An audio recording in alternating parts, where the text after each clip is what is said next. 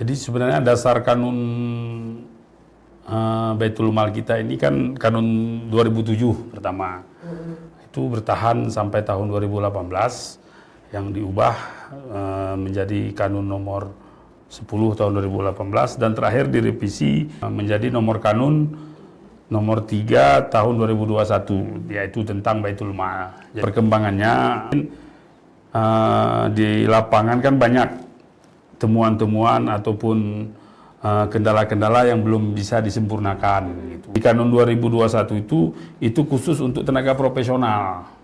Kalau di kanun dikatakan harus masuk ke dalam struktur Baitul Mal yang wajib ditanggung-jawabi oleh pemerintah.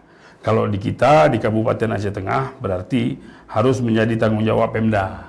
Karena struktur di kabupaten itu sendiri ada 4. Ada sekretariat, ada dewan pengawas, ada kita badan yang 5 orang, ada tenaga profesional.